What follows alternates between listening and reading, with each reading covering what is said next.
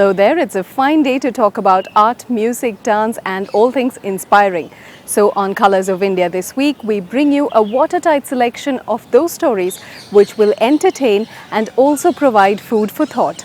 We begin this week with the profile of a talented craftsperson, move on to Raga on canvas and then on to some dance moves dipped in mythology. Certain Southeast Asian countries consider the bamboo as a symbol of longevity. To some others in the Philippines and in the Andamans, they credit the stem of this tall grass with the birth of humanity itself. And to some other people, it is a weapon of self-protection, it is a form of nourishment, and in certain other cases, like the one we are discussing today, it is the sole means of survival.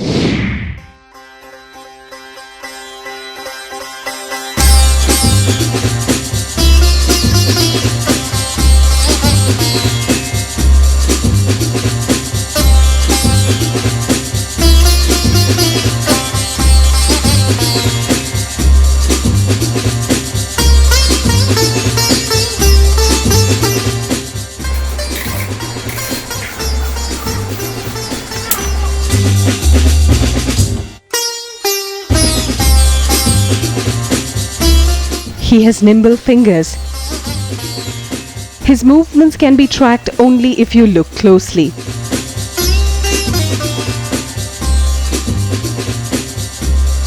In a matter of mere seconds, the thin, long fibers he holds in his hands are transformed into a tiny basket.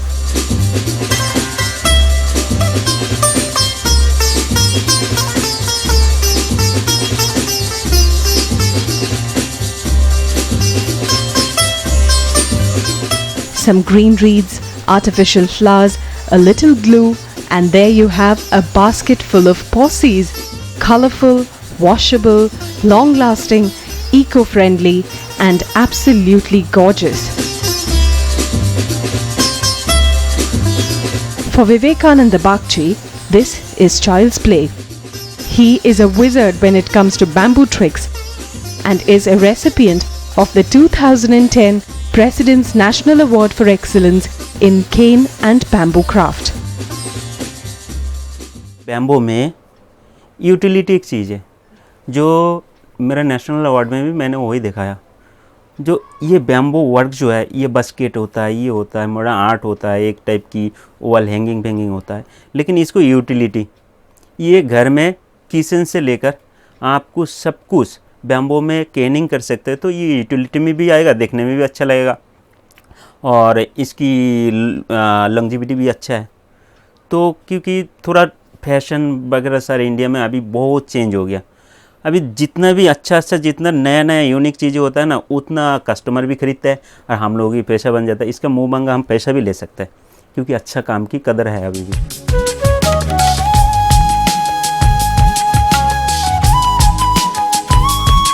The eastern part of our country, to which Bagchi belongs, is known for their bamboo craft traditions. The versatility and the ease of maintenance of this long grass makes it a hot favorite with customers. But over the years, there has been a steady rise in the number of cheap Chinese imported products. For a craft person dependent on income generated from bamboo wares, this is a huge blow. गाँव में अभी भी bamboo के fibre जो है ना, ये बाहर एक्सपोर्ट हो रहा है। वो लोग उसको पता ही नहीं होता ये जा कहाँ रहा है। अंदर का पतला चीज़ें मोटा करके वो कहे ना 70 रुपीज़ 80 रुपीज़ किलो में वो दे देगा कंट्रैक्टर को, कोई किसी को, वो सारे इकट्ठा करके बाई एक्सपोर्ट वो भेज देता है बाहर। और मेरे ख्याल से शायद चाइना से वो सामान चाइना वाला ख़रीद के वो उसी के ऊपर एक बास्केट बना के असली काम तो कर लिया इंडिया वाले ने, और बाकी जो बास्केट बना के इंडिया को भेज रहा है।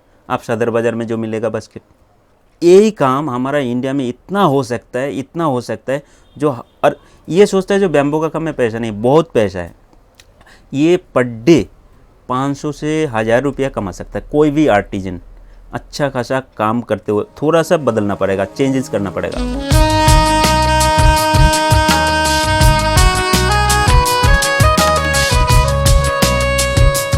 Bagchi has had a troubled childhood. Though much water has flown under that bridge, he continues to draw inspiration from his experiences. the struggle, humiliation, and the determination to prove his worth.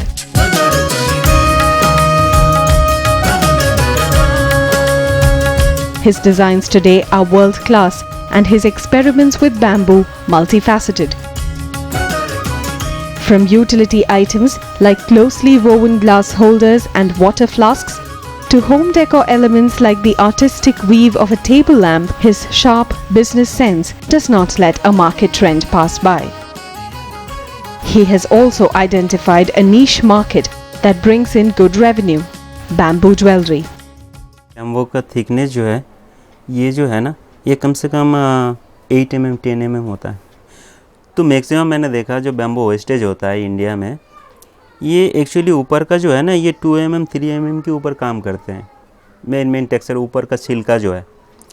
लेकिन मेरा wastage नहीं है बिल्कुल, क्योंकि मैं पूरा ये 8 mm 10 mm पूरा का पूरा हमारा लगता है, कोई एक वो भी वेस्टेज नहीं होता है। जैसे ये पतला पतला फाइबर बनता है, तो इसमें क्या होता है ना, ये एकदम लास्ट तक, और एक छोटा सा टुकड़ा भी, ये छोटा सा टुकड़ा भी हमारा वेस्टेज नहीं जाते, क्योंकि ये छोटा छोटा टुकड़ा अगर निकल गया तो इसी में मैं एक कान की इयरिंग या कुछ बना दूंगा, छोटा सा बास्केट ये बना सकता हूँ। तो इसको फेंकूंगा क्या, और इसी में थोड़ा सा कारीगरी करके वो मार्केट के लिए आगे बेच भी सकते हो, अच्छा पैसा भी मिलता है। तो हमें बैम्बू फेंकने की कोई वो नहीं है।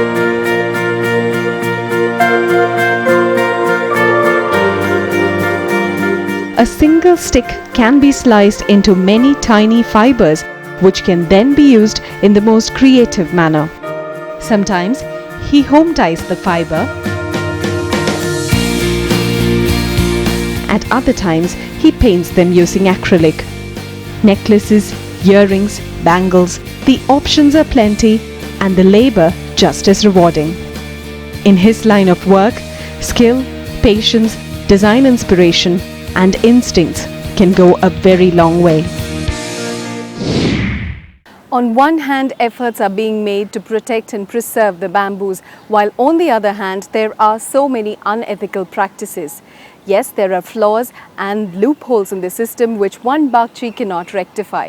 But hopefully, when tomorrow comes, the world will sit up and take notice before it is too late. It is now time for us to go on a short break on the show. I will see you on the other side in a jiffy. Coming up on the other side, the story of ragas and a visual representation of the same.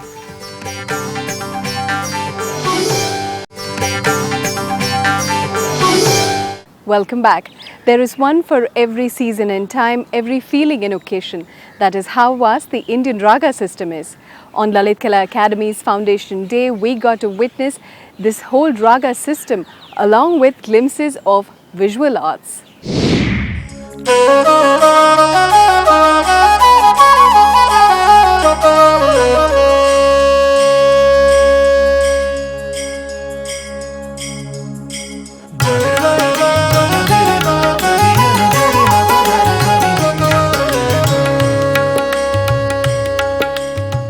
As a leading centre promoting the Indian art and culture since 1954, Delhi's Lalit Kala Academy recently celebrated its 59th Founders' Day. Inaugurated by Cultural Minister Srimati Chandresh Kumari Katoch,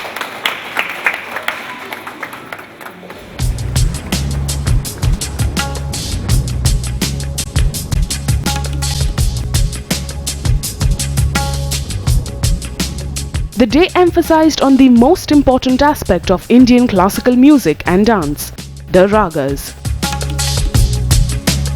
Titled Raga on Canvas, the Academy organized an audiovisual event where ragas were rendered in their melodious and picturesque forms. Painting as well as music, you can't differentiate with each other, because on canvas you bring the Baramasa, that's the 12 seasons, you bring the Raga and Raginis, you can bring this, the festivals. Everything is connected with music and painting to depict our culture of India. So I think it's a very great thing that they've done, that they have tried to bring both these factors together and to project it as one, meaning culture.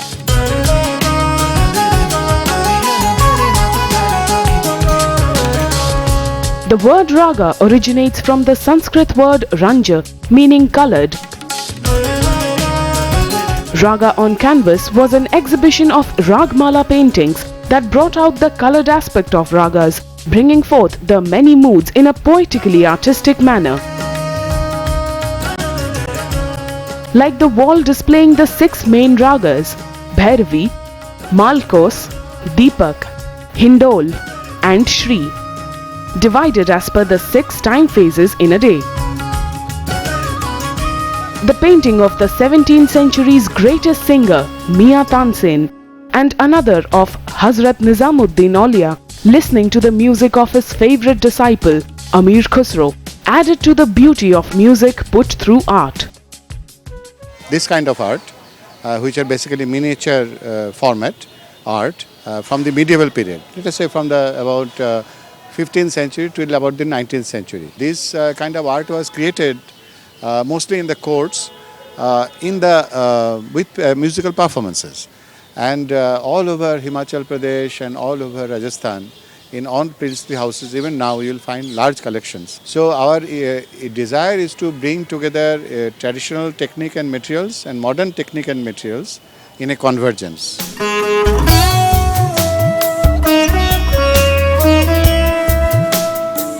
While traditional Ragmala paintings presented ragas within a distinct iconography, the modern versions of this style by modern painters took a psychedelic approach.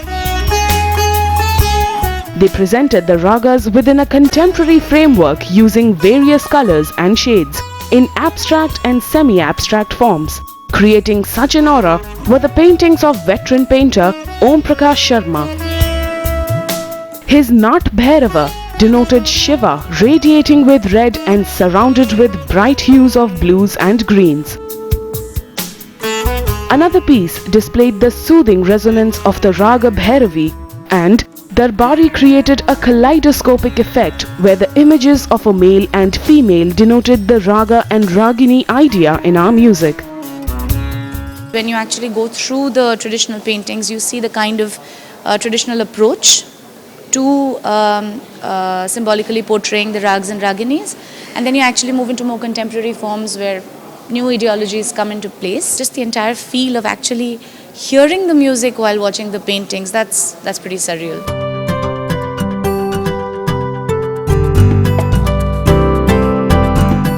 The exhibition hosted myriad artworks where artists explored with different mediums and ideas, like a painting of mixed media where newspaper was used.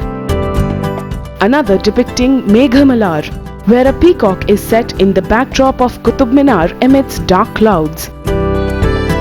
A Ragmala style painting showcasing a musician with a guitar hinted on the idea that music has no boundaries. Among the many artists was also Ritu Gupta, whose paintings were a personification of ragas depicting a Nayak and Nayika, bringing out the subtlety of the romance in the ragas onto her art. मैंने सारी paintings में इनका जो प्रणय है, विछो है, नाराज़गी है, उस तरह की चीज़ों को एक्सप्रेस किया है। एंड जो सारी पेंटिंग्स हैं ये मैं इंस्पायर हूँ राजस्थानी पेंटिंग से। मेरे को मन था कि मैं इनको आज के आर्ट से थोड़ा सा मैच करा दूँ और आज की कलर स्कीम के हिसाब से बनाऊँ।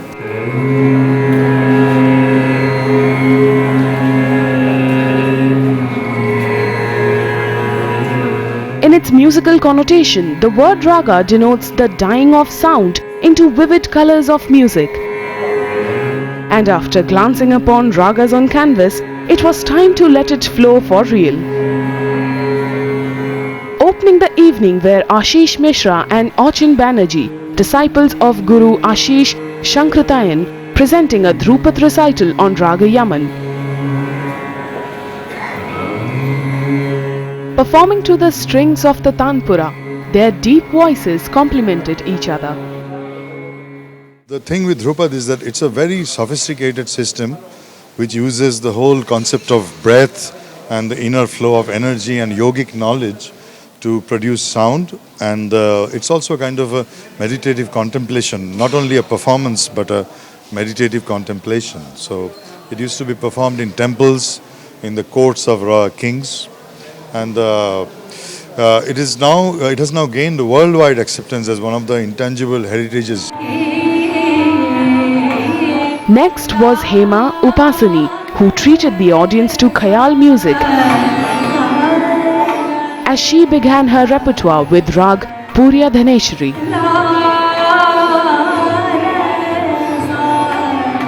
Her strong vocals backed by the tanpura, sarangi and tabla brought out the exact mood that the paintings radiated, making the art almost come alive. Very good paintings of the old traditional medieval India. I saw so many paintings and all that. And it is very fascinating, traditional paintings, old paintings. Some are original also.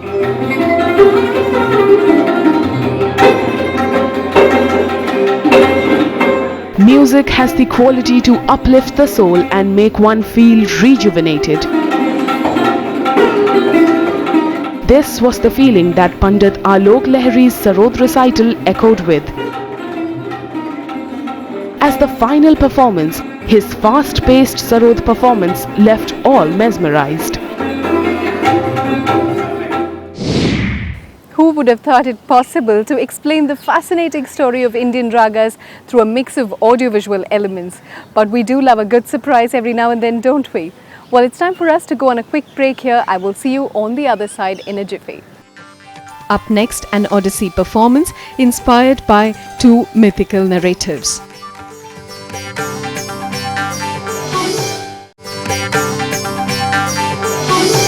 Welcome back. The last segment of our episode we are dedicating to something grand. The ocean in our Indian mythology have always represented might and valor, and inspired by this, Ranjana Gohar has created two mighty mythical narratives.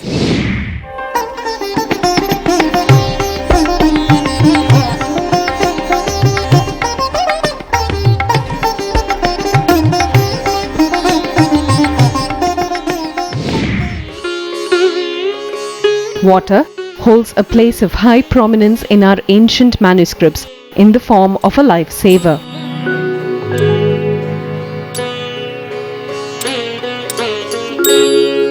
And also as a mediator between the realms of the world.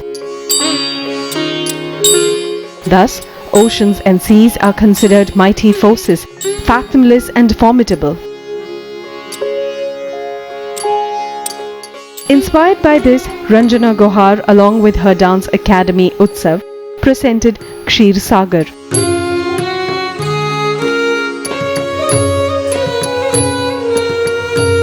The might of the ocean, where she entwines two powerful mythical tales in an Odyssey dance drama style. The purpose of art is to enhance the human mind and the heart with more pure and sacred thought process.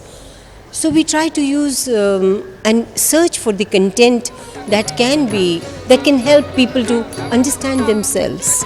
These two mythological stories that I chose for today's presentation are also very significant stories that bring back our cultural values to us.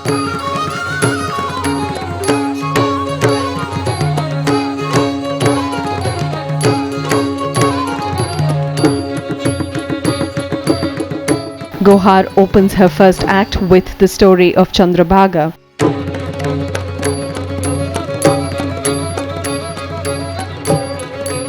Gohar portrays the daughter of the ocean, whose beauty captivated the sun god Soumya and the love god Kamdev. Mesmerized, they try to woo her in their own different ways. Soumya forcibly frightens the lass, who ultimately submits to her mother, the ocean, and thus meets with a tragic end.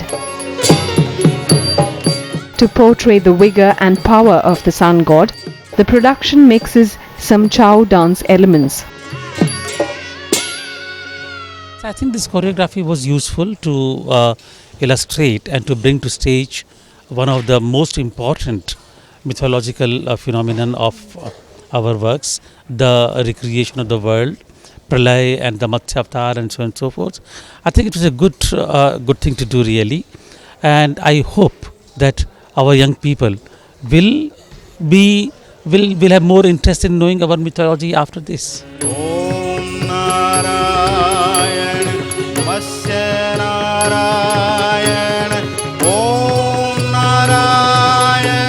Ksheer Sagar wouldn't have been complete without the reference of Lord Vishnu, who rests upon the mighty ocean.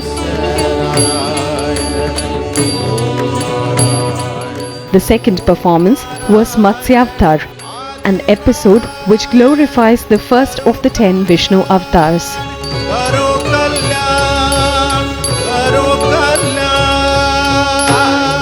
Matsyavatar tells the story of Vishnu, who retrieves Brahma's stolen Vedas from the demon Hayagriva in the form of a fish.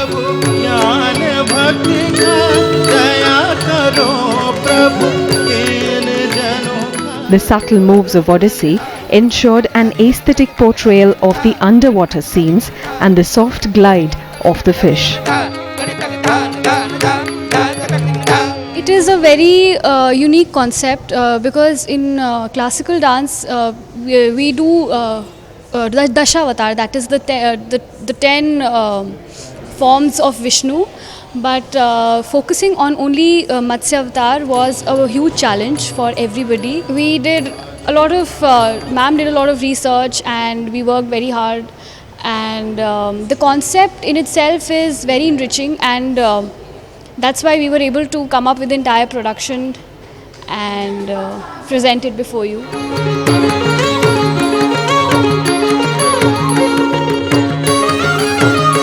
With a live orchestra consisting of about 20 accompaniments, the musical score of the production was equally impressive.